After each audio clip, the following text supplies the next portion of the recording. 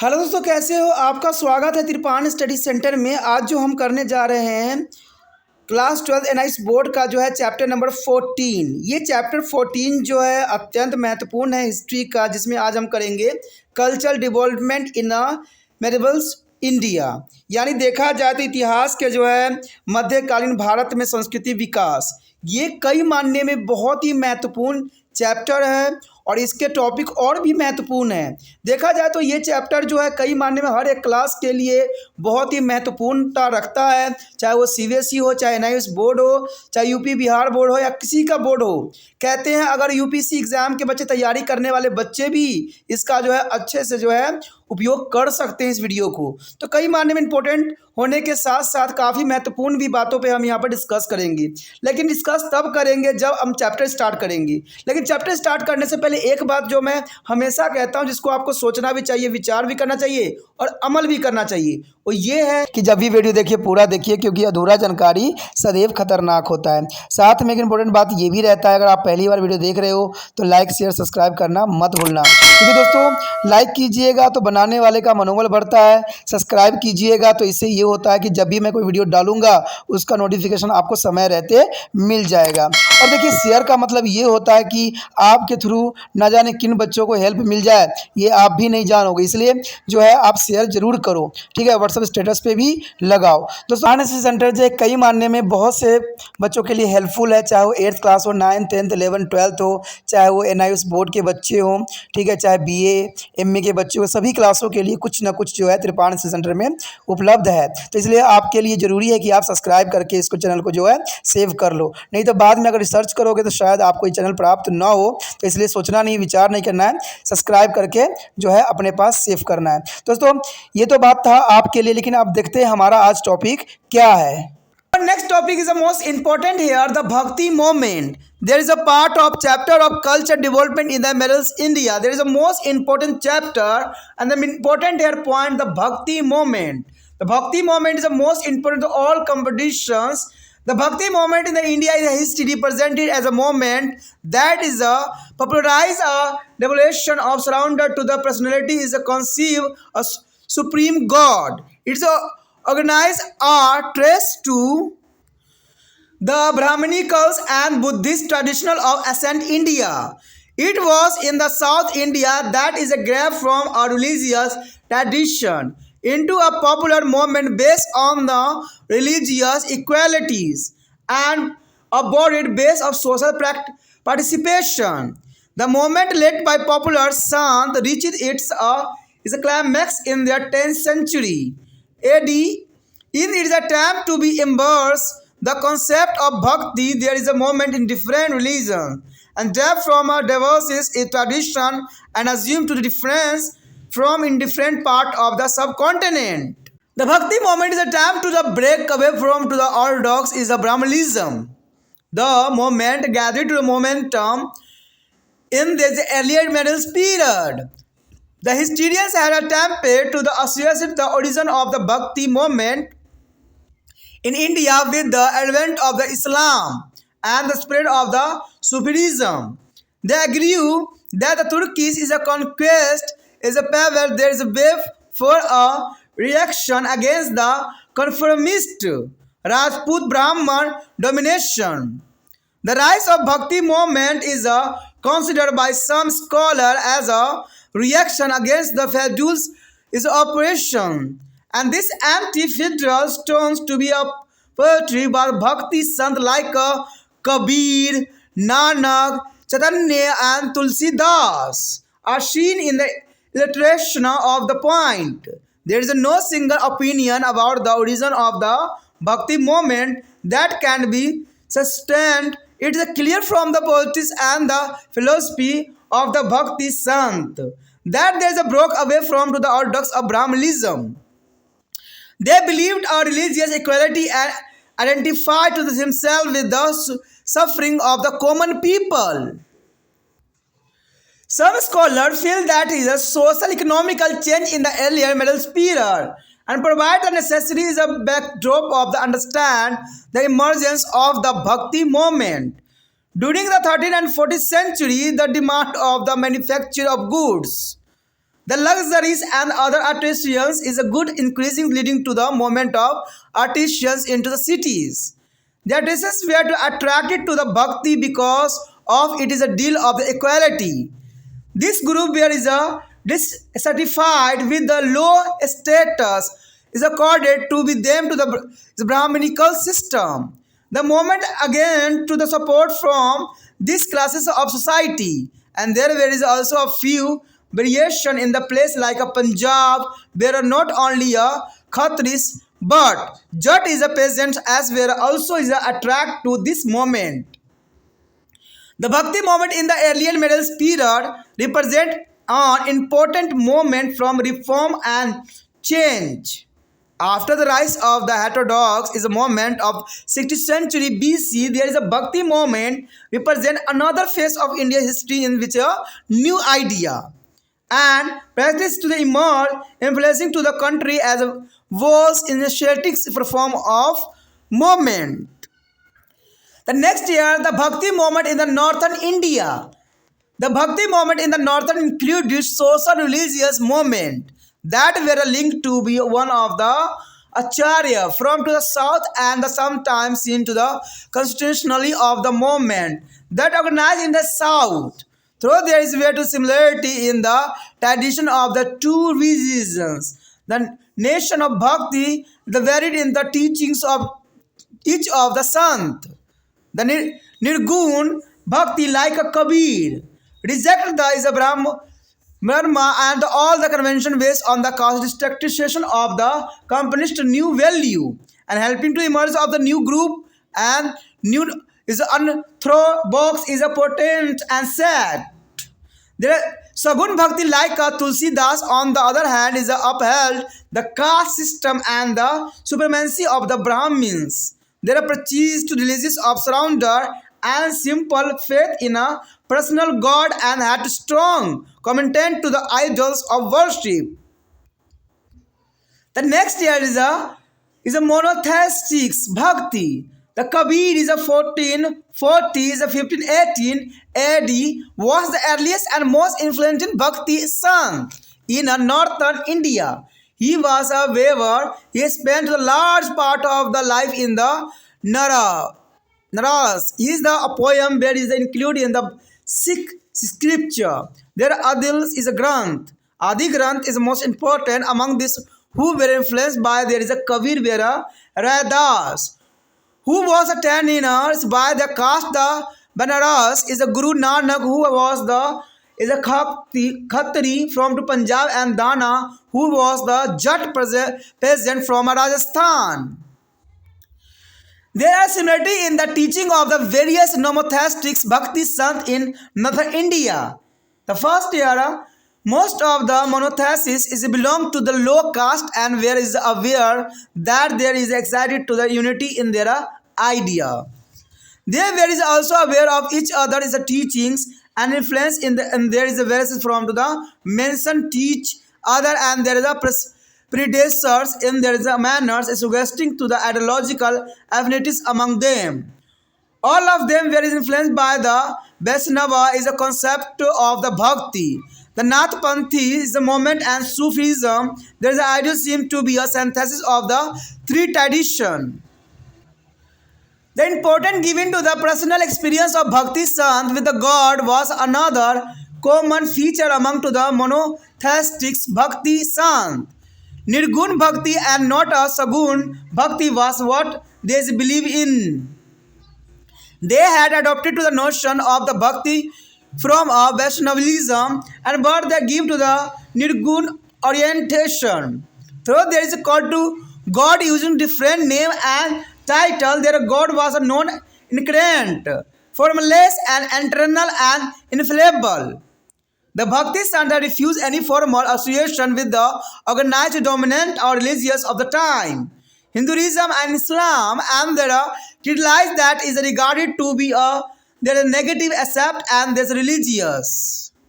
And they reject to the authorities of their Brahmans and attract the caste system and practice of idolatries.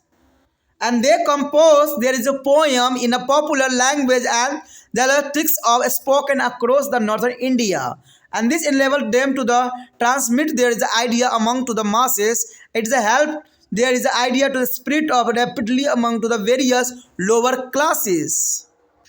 The next here is a Vaishnava Bhakti. The Vaishnava Bhakti is in the 14th to the earlier 15th century. Ramananda emerged as popular Vaishnava Bhakti, the son of northern India. Though he was from the south, he lived in the Banaras because he is considered it to be the link between to the South India Bhakti and North India Vaishnava Bhakti tradition. He is looked upon to the Ram and the not of Vishnu as the object of Bhakti. He is a worship to Ram and Sita and come to be identified as the founder of Ram cult in there is a northern India.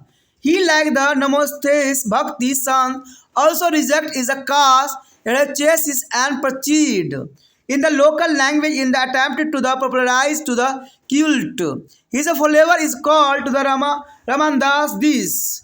Ramanandis is the Tulsidas also is a champion to their bhakti case. In the earlier 16th century, Vallabhchari, a popular bhakti son, popularized is the Krishna Bhakti.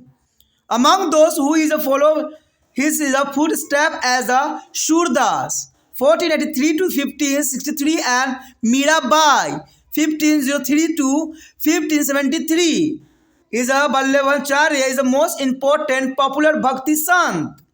The Vaishnava Bhakti movement is a Bengal was very different from its counterparts in the northern India and south. It was influenced by the Vaishnava Bhakti tradition of their Bhagavad Puran. The Bhagavad Puran and the Sahasvya is a Buddhist and Nathapanthist tradition. And this tradition focus on the aesthetics of the emotionally accepted of the devotion. In the 12th century, the Jayadev was the important Bhakti Sant in tradition. He highlighted to the mystical dimension of the love with the reference to Krishna and Radha. Chaitanya was the popular Bhakti Sant from the religion. He is looked upon to the is the avatar of Krishna. Though this is not to be a question the authorities of the Brahmins and the scriptures, he also popularized the Sanki Ram is a group of devotion as a song accompanied with the statistics dancing. With him to the Bhakti movement, the Bengal began to devolve into the reform movement with the notation of the caste division that come to be questioned. In Maharashtra, the Bhakti movement drew to the inspiration from to the Bhagavad Puran and the Shiva Nathapanthis. There is a Janaveswar was the opinions is a Bhakti Sant of Maharashtra. He is a commentary on the Bhagavad Gita called to the Janaveswaris serve as a foundation of the Bhakti ideology in Maharashtra. Agrees against the caste restrictions, he believed that the only way to the attain God was the truly Bhakti. The Vithoba is the god of his the same, and that it is a follower to perform to the pilgrimage to the temple twice a year. There is important Vithoba. Vithoba is the god of this sect, the follower, and the Vidhapa is a Pandopura. It becomes the ministry of the moment of the Maharashtra. Namdev is a 1270 to 1350 was the another important Bhakti son from Maharashtra. Well, he is a remember in the northern India is a monastic tradition as the Nirgun Sant. In the Maharashtra, he is considered to be a part of the Barakari's tradition, the Vaishnava devotion of tradition. Some of the other important Bhakti Sant of Maharashtra were to Sant Choka, Sonara, Tulkarams, and the Eknath. Tulkaram as a teaching art in there is a form of the is Avengas Dovas, which is a constitute of the Gotha. There is a Eknatha is as a teaching that where is a Marathi attempted to the shift the emphasis of the Marathi literature from especially is an evocative composition. There is a important. यदि बात हम यहाँ पर करें भक्ति आंदोलन, तो कहते हैं भक्ति आंदोलन बहुत ही महत्वपूर्ण थे और कहते हैं एग्जामिनर का ये फेवरेट क्वेश्चन रहता है इतिहास में भक्ति आंदोलन के विषय में। तो इसी पे हम चर्चा करने जा रहे हैं कि भक्ति आंदोलन आखिर किस प्रकार की थी और इसका क्या विशेषता था। देखा जाए तो भक्ति आंदोलन बहुत महत्वपूर्ण थे। कहते हैं भारतीय इतिहास में भक्ति आंदोलन का अर्थ ऐसे आंदोलन से है जिसमें व्यक्तिगत कल्पना वाले जो है सर्वशक्तिमान ईश्वर के प्रति समर्पण का भाव लोकप्रिय हुआ। यानी आप समझ सकते हो कि भक्ति आंदोलन में जो था सर्वशक्तिमान ईश्वर, जिनको हम कल्पना मात्र से ही जानते हैं, उसके प्रति जो है समर्पण का भाव जो है प्रकट करती है। ऐसे बहुत से हुए महान जिन्होंने जो है ईश्वर को एकश्वर मान के उनकी आराधना किया है। इसका उद्भव हमें प्राचीन भारत के ब्राह्मण एवं बौद्ध परंपराओं से भी देखने को मिलता है और यह दक्षिण भारत में एक धार्मिक प्रथा से आरंभ हुआ था। कहते हैं धार्मिक समानता और व्यापक स्तर पर सामाजिक जो है प्रतिभागिता से यह एक लोकप्रिय आंदोलन के रूप में परिवर्तन हो गया और प्रख्यात संतों के नेतृत्व में यह आंदोलन 10वीं शताब्दी ईस्वी में अपने सर्वोच्च शिखर पर भी पहुंचा। यानी देखा जाए तो इसके बहुत सारे संत ऐसे थे जिन्होंने जो है इसको उत्कृष्टता पे पहुंचाया, यानी ऊंचे शिखर पे पहुंचाया। भक्ति के सिद्धांत के प्रचार प्रसार के लिए यह आंदोलन विभिन्न परंपराओं से बना तथा उपमहाद्वीपों के विभिन्न भागों में इन्हें विभिन्न रूप में से धारण किया गया। आपको पता ही है कि जैसे राज्य होते हैं, जैसे स्टेट होते हैं, जैसे क्षेत्र होते हैं, उसी प्रकार जो है अपने ईश्वर को आराधना करने की उनकी अपनी अपनी एक परंपरा होती है। सभी जो है एक ईश्वरवाद को जो है हर एक ईश्वर की जो है वो प्रार्थना करते हैं। तो भक्ति आंदोलन के इसी के अंतर्गत आता है, जहाँ पर हर एक व्यक्ति को जो है अपने इष्ट को मानने का अपना एक अलग ही अंदाज होता है। भक्ति आंदोलन ने रूढ़वादी ब्राह्मणवादी परंपराओं पर जो है प्रहार करने का सदैव प्रयत्न किया है और आरंभिक मध्यकाल में इस आंदोलन में कमी भी आई है। इतिहासकार भक्ति आंदोलन के उद्भव के लिए जो है इस्लाम के आगमन तथा सूफियों के प्रचार के उत्तरदायी मानते हैं। देखिए देखा जाए तो भक्ति आंदोलन जो है दूसरे धर्मों के कारण बहुत काफ़ी प्रभावित हुआ है, लेकिन फिर भी कह सकते हैं कि अभी भी ये जो है चमक रही है। कई इतिहासकार का मानना है कि भक्ति जो है आंदोलन का उद्भव इस्लाम के आगमन तथा सूफियों के प्रचार के उत्तरदायित्व के कारण ही हुआ। यानी जब इनके धर्म संकट में पड़ गए तो इन्होंने भक्ति का एक नया रूप देने लग गए। उनका तर्क है कि तुर्कों के विजय ने परंपरावादी राजपूत ब्राह्मण विश्व की विभिन्न प्रतिक्रियाओं के लिए राह बनाई। यानी देखा जाए तो यहाँ पर मेनली बात आती है वचस्व। वचस्व मतलब होता है कि अपने जो उसके सम्मान है उसको वो गिरने नहीं देना चाहते थे, इसलिए जो है इस आंदोलन ने अपना जो है चरम सीमा तक पहुंचा। कुछ इतिहासकार के अनुसार भक्ति आंदोलन का उद्भव जो है समवंतित अत्याचार के खिलाफ एक प्रक्रिया थी।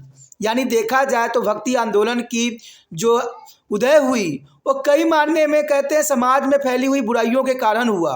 कहते हैं ईश्वर को नाम लोग ले नहीं रहे थे उस समय, सभी जो थे भोग विलास में पड़े हुए थे। तभी जो है बहुत से संतों ने जो है इनको सही मार्ग दिखाने के लिए भक्ति आंदोलन का जो है सहारा लिया।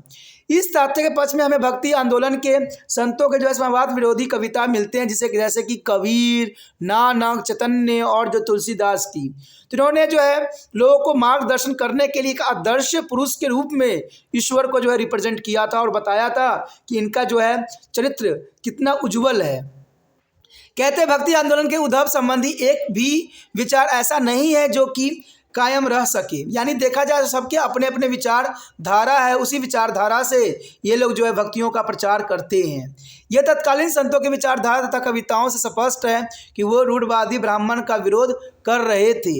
यानी जो रूढ़वादी थे, जो ईश्वर के प्रति से मन जो है भटका रहे थे, उसके बाद ही जो है भक्ति आंदोलन का उदय हुआ।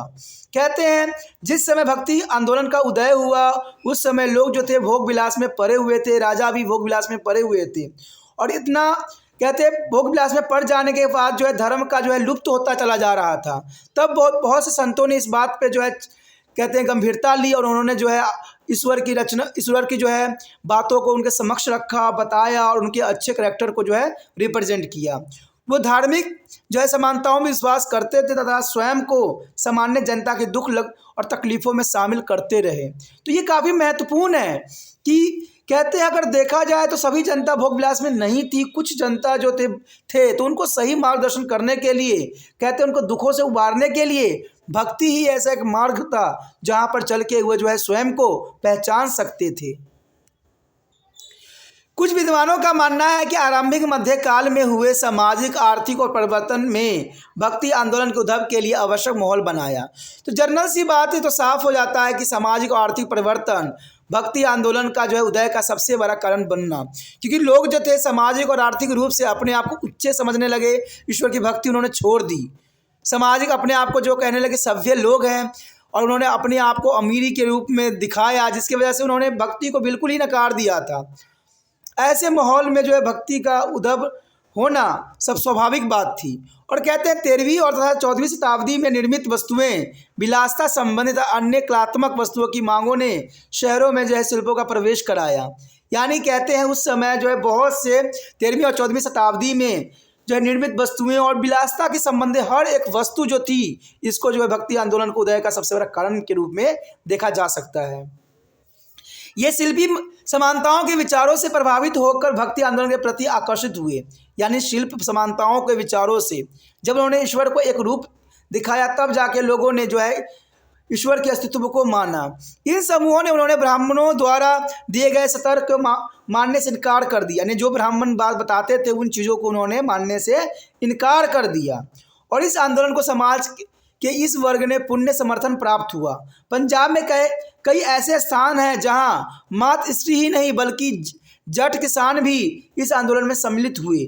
यानी देखा जाए तो भक्ति आंदोलन में हर कोई जो है बढ़ चढ़ के पार्टिसिपेट किया, जिसकी वजह से भक्ति आंदोलन जो था अपनी चरम सीमा पर पहुंची। उसके पश्चात मध्यकाल के आरंभिक वर्षों में भक्ति आंदोलन सुधार एवं परिवर्तन का एक महत्वपूर्ण आंदोलन बन गया। कहते हैं जन जन में जो है भक्ति को फैलाना उस समय मध्यकाल में बहुत ज़रूरी थी, क्योंकि लोग भोग विलास में पड़े हुए थे और उनको भोग विलास से जो है अलग करना एक ही उपाय था, वो था भक्ति आंदोलन।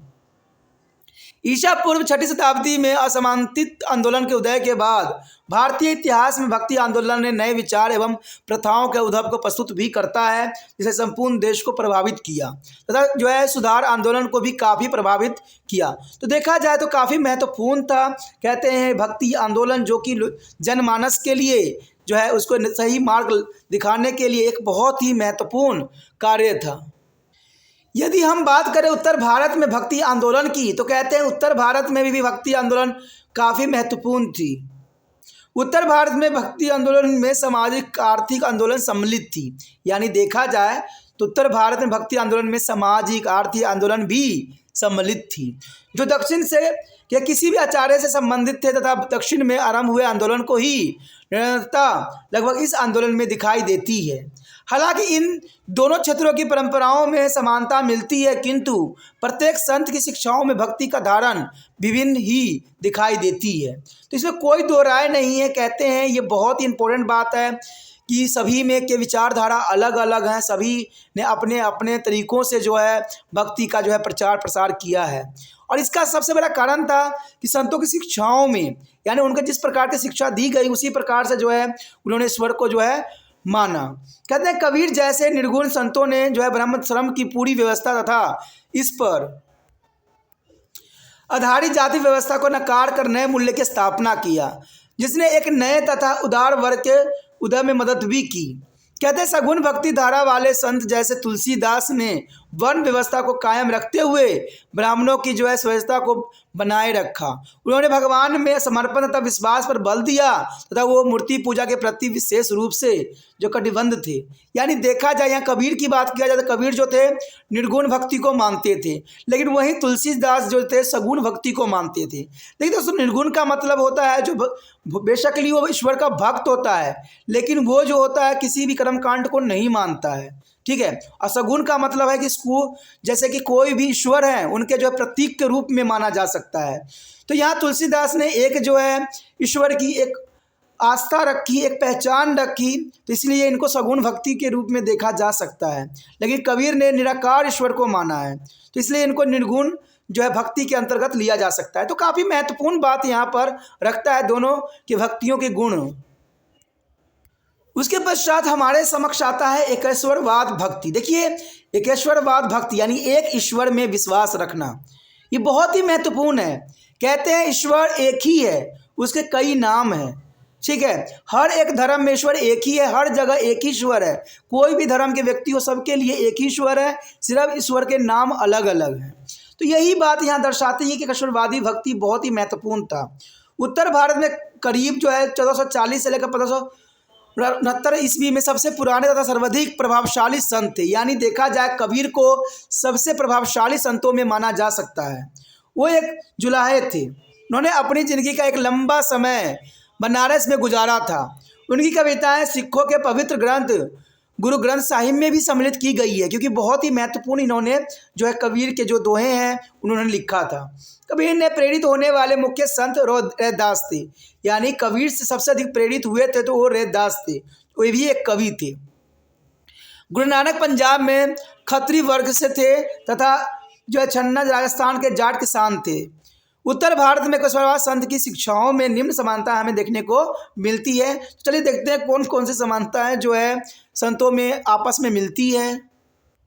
देखा जाए अगर हम पहली समानता की बात करें संतों में, तो ये बात आती है कि अधिकतर जो है एकेश्वरवाद संत निम्न जाति से संबंधित थे। यानी निम्न जाति संबंध होने वाले जितने भी संत थे उन्होंने एकेश्वरवाद जो है भक्ति पे जोर दिया तथा इस बात के प्रति जागरूक थे कि उनके विचारों में समानता है और वो एक दूसरे की शिक्षाओं का प्रभाव के प्रति सजग थे। अपनी अपनी रचनाओं में उन्होंने अपने प्रवृत्तियों का तथा एक दूसरे के वर्णन विचारधाराओं में एकता को दर्शाते हुए भी किया है। तो ये पहला जो है विशेषता है संतों में। दूसरी विशेषता ये आती है कि सभी वैष्णव भक्ति के सिद्धांतों से तथा जो नामपंथी आंदोलन और सूफी से भी काफ़ी प्रभावित हुआ करते थे, क्योंकि सूफी संत जो थे पहले थे, तो इसलिए सभी जो थे जितने भी थे वो सारे के सारे संत जो थे इनसे काफ़ी प्रभावित थे। और दूसरा प्रभाव जो था वैष्णव भक्ति का था। उनके विचार इन तीनों परंपराओं का जो है संयोजन प्रतीत होते हैं, यानी इन्होंने तीनों चीज़ों का कहते हैं अगर देखा जाए तो सूफी का भी उन पर बहुत अधिक प्रभाव पड़ा और वैष्णव भक्ति का भी प्रभाव पड़ा, इसलिए एक उनका अपना विचार भी था। तो तीनों विचारों के परंपरा संयोजन होकर ये जो है इन्होंने एक अलग जो है रूप धारण किया। तीसरी जो है संतों की विशेषता थी कि खुद के प्रति जो है व्यक्तिगत अनुभव को भी गई महत्ता के निर्गुण भक्ति संतों को एक अन्य विशेषता है कि इन्होंने जो अपने व्यक्तिगत अनुभव किया उस पर भी उन्होंने जो है काफ़ी जोर दिया। वे निर्गुण भक्ति में विश्वास करते थे, ना कि सगुण भक्ति में, यानी निर्गुण भक्ति को वो मानते थे, सगुण भक्ति को नहीं माना करते थे। उन्होंने भक्ति का सिद्धांत तो वैष्णववाद से लिया था किंतु उसे निर्गुण रूप दिया था। देखिए, वैष्णववाद को उन्होंने मेन सिद्धांत माना, लेकिन फिर भी उन्होंने जो है निर्गुण भक्ति को ही आगे बढ़ाया। हालांकि उन्होंने खुदा को कई नामों से पुकारा किंतु उनके खुदा अरूपी, अनवर्तित, सर्वव्यापी तथा अवर्णनीय है। यानी देखा जाए तो ईश्वर का कोई आकार नहीं होता, ईश्वर सर्वज्ञ है, ईश्वर हर जगह जो है प्रस्तुत होते हैं। तो इसलिए इन्होंने जो है निर्गुण भक्तियों को ही आगे बढ़ाया।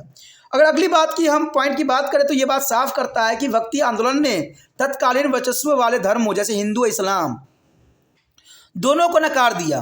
कहते भक्ति संतों ने जो है अपने, क्योंकि सभी धर्म जो है अपने अपने वर्चस्व के लिए यानी अपने उच्चतम के लिए संघर्ष कर रहे थे, इसलिए भक्तों ने जो है भक्ति संतों ने हिंदू और इस्लाम दोनों को ही नकार दिया था और इन धर्मों के नकारात्मक पहलू की निंदा भी की। क्योंकि देखिए धर्मों में भी बहुत से जो है नकारात्मक पहलू है जिसको संतों ने जो है बिल्कुल ही निंदा भी की और नकार भी दिया। उन्होंने ब्राह्मणों की स्वच्छता को चुनौती दी, क्योंकि उस समय अगर आप देखा जाए तो सबसे अधिक ब्राह्मण जो थे अपने आप को उच्च मानते थे और ये उच्चता कहते हैं ईश्वर के समक्ष सभी व्यक्ति जो है चाहे राजा हो चाहे रंक हो इक्वल होता है।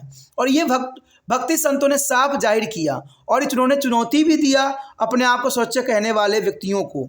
जाति व्यवस्था और मूर्ति पूजा पर उन्होंने बहुत ही गहरा जो है प्रहार किया, यानी वो जाति व्यवस्था और मूर्ति पूजा पर बिल्कुल ही विश्वास नहीं करते थे, इसलिए इनको जो है निर्गुण भक्ति कहा जा सकता है। जो मूर्ति पूजा और जाति व्यवस्था को मानते हैं उनको सगुण कहा जाता है।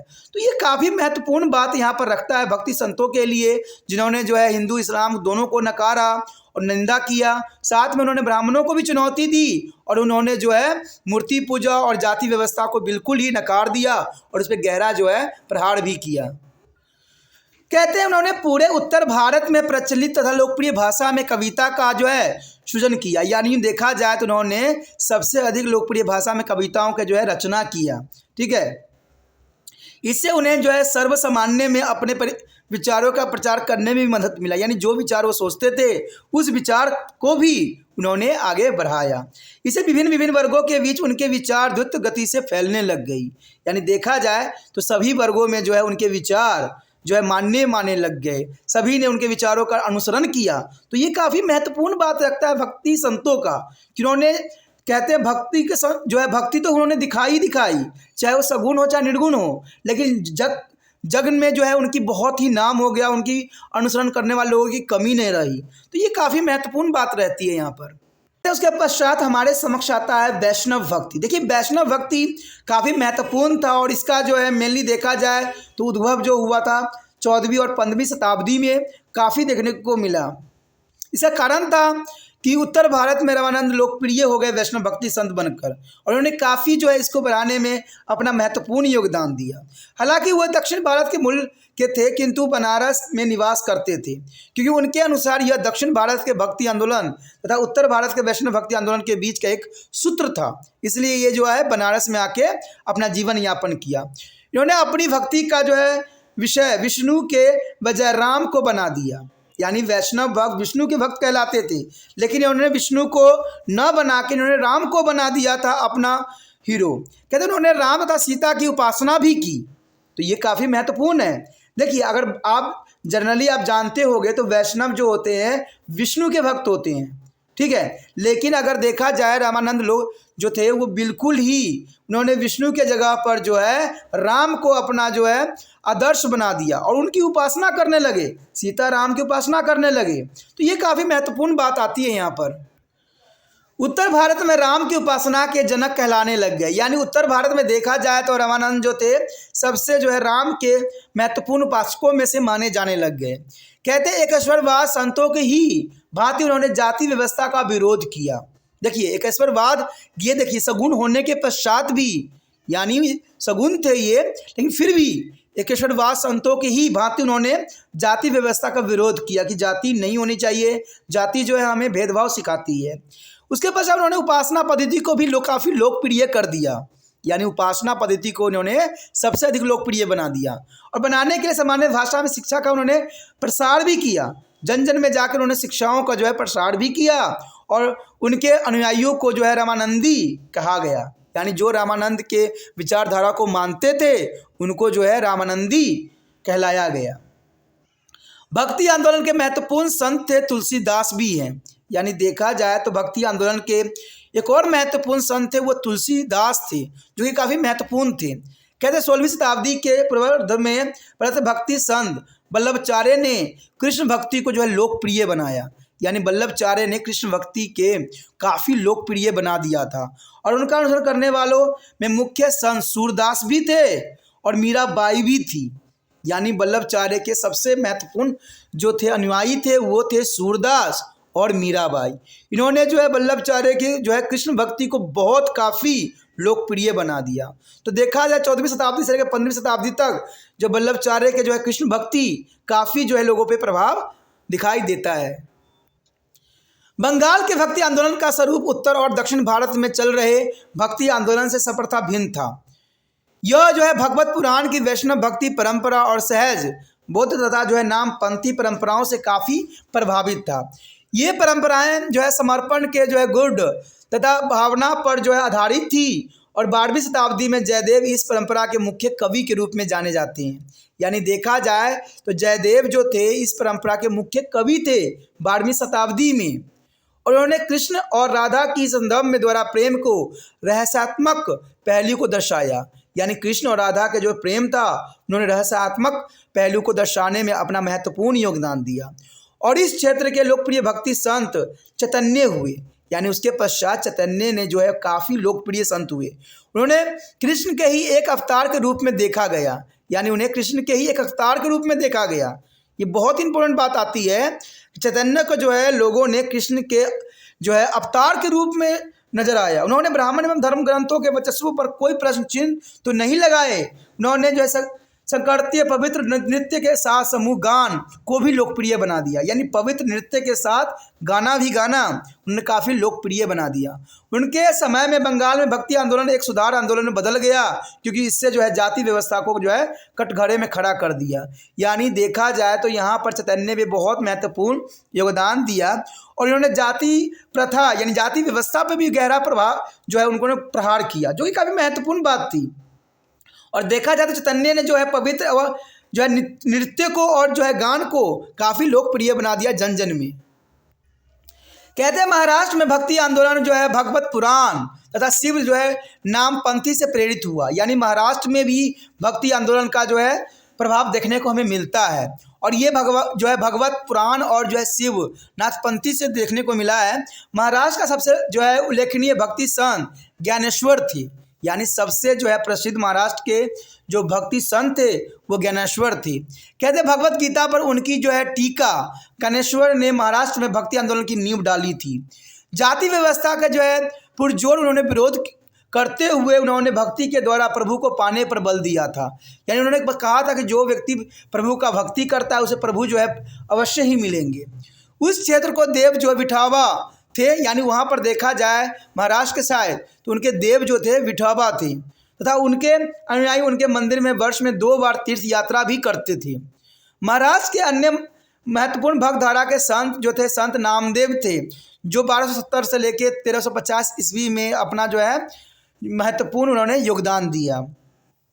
एक और उत्तर भारत में उन्होंने जो है ईश्वरवाद तथा निर्गुण धारा का संत मानते थे, वहीं महाराष्ट्र में वही बरकरी वैष्णव भक्ति परंपरा जो है परंपराओं को ही अंग माने जाते थे। महाराष्ट्र के अन्य भक्त संतों ने मुख्य थे चौका, सोनार, तुर्काराम और एकनाथ। तो ये काफ़ी महत्वपूर्ण महाराष्ट्र के संत थे जो कि काफ़ी अपना योगदान दिए जन जन कल्याण में।